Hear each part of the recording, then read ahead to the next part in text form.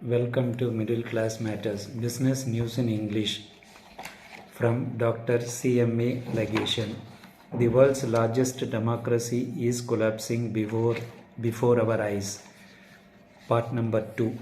Second, the Indian political system places multiple checks on the ability of governing coalitions to make major changes. A set of institutions, the court system, independent agencies, oversight bodies, a vibrant free press, force governments to play within certain legal and normative limits. Thus, even the most hardline BJP government would find itself unable to take radical action to change the nature of the Indian state.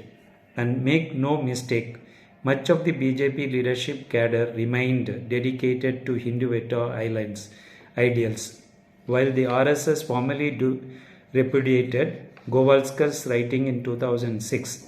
This seemed more like a branding exercise than anything else. His basic idea of a Hindu Rashtra remains at the center of BJP RSS ideology.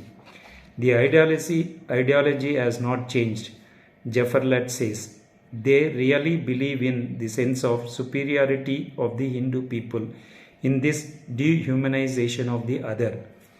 Narendra is chief among these true believers. In 2002, when he was serving as Chief Minister of the state of Gujarat, a train carrying Hindu pilgrims in Godhra, a Muslim-dominated part of the state, went up in flames, killing 59 people. The fire was blamed on Muslims, setting off mass communal rioting, primarily pogroms by Hindu mobs against the Muslim minority. An Indian government investigation later concluded that the fire had been an accident. Human rights groups put the death toll at more than 2,000. The raw brutality of the assault was chilling. Amnesty International reports that between 250 and 330 Muslim girls and women were raped and tortured during the violence. Most of them were subsequently executed by the mob. Narendra allegedly interviewed personally on the side of these anti-Muslim rioters, ordering police to stand aside and allow Hindu mobs to rampage across Muslim-majority areas.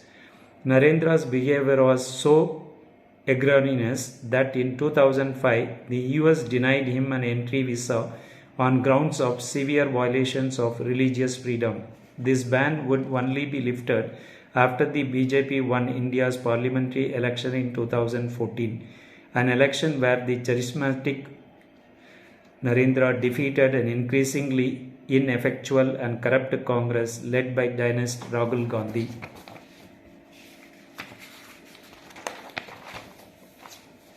After becoming Prime Minister, Narendra faced a fundamental challenge: how to implement his hardline Hinduism social agenda given the constraints militating toward persistent centrism. The answer was to eliminate those constraints, and his plan of attack would strike at the heart of the Indian democracy. Narendra has undermined Indian secularism and its democracy. The easiest way to understand what Narendra has done to India is to see it as kind of a mutually reinforcing cycle of two different agendas. The first is using the powers of the primaryship to spread Hinduism ideology and polarize the electorate along Hindu versus Muslim lines. The second is consolidating power in his hands and weakening countervailing authorities, including the judiciary, oversight commissions, the free press, and opposition parties. The more the Hindu public is converted to his ideology, the more popular Narendra becomes, providing him political cover to pursue attacks on judges, bureaucrats, and reporters.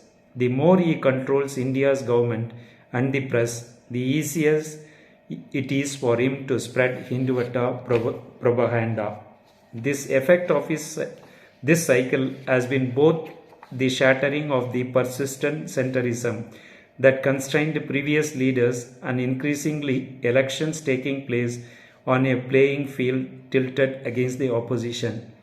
Prior to Narendra's rise, BJP's electoral success was limited by an elite base that supported the party's economic reforms and social agenda. Many upper caste Indians cared deeply about blocking a long running effort to expand India's caste based affirmative action program for university admissions and government jobs, seeing the BJP as a party that would oppose this and other efforts to undermine the caste hierarchy.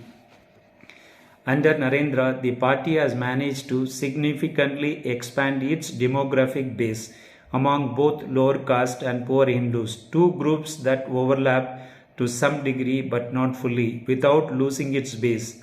By 2019, poor Hindu voters were as likely as rich ones to vote for the BJP. The party's success at selling its Hindutva narrative since Narendra's accession is not the only part of this story, but it has been an essential one. Narendra and state level BJP leaders have relentlessly hammered Hindutva themes in their speeches and pursued policies undermining Muslim rights and inflaming Hindu anxieties about their Muslim neighbors. All the big achievements of the BJP thus far are ideological ones, says Suryanarayan. The Citizenship Amendment Act, the revocation of special status to Kashmir, the way in which they are very carefully transforming textbooks and textbook representations of what the founding fathers of India were about and the role of Muslims in Indian history. Every one of these is clues to what commitments of the BJP are. The Citizenship Amendment Act creates a special pathway to citizenship for non-Muslims living in nearby countries. Meanwhile, Jammu and Kashmir is India's only majority Muslim state and the subject of a territorial dispute with Pakistan. It enjoyed a special autonomous status until Narendra revoked it in 2019. In effect, the BJP has used the power of the state to convince Hindus that what unites them against Muslims is more important than what divides them among each other. One especially egregious example is the so-called love jihad, a conspiracy theory that Muslim men are seeking to marry Hindu women as part of an organized plot to convert them to Islam and erode India's Hindu majority, a pernicious myth that has led to the arrest of Muslim men. Narendra and other BJP officials have even promoted a film spreading this idea. Research suggests that anti-Muslim efforts have deeply affected public attitudes and even more ominously behavior. A 2022 paper by Varshni shows a spike in lynchings of Muslims that coincides almost exactly with Narendra taking power. Lynching cannot become widespread without any atmosphere of immunity in which those who have a mind to commit lynchings know that they are unlikely to be punished by the state, Varshni writes. Stoking anti-Muslim sentiment has been politically profitable. Narendra's approval ratings have been quite high in recent years, most recently clocking in around 75%, a level of support that experts say is bound up with his ability to use the politics of fear to consolidate support among Hindus in different sectors of society in all kinds of provinces across the country. Muslims' image has been so badly portrayed. That is the main impact the BJP has made. Jafarlat says they have demolished something that will be very difficult to rebuild, and that is secularism. Please like the video, subscribe to the channel. Please share to the people who are interested in knowing how our democracy is. Thanks for watching.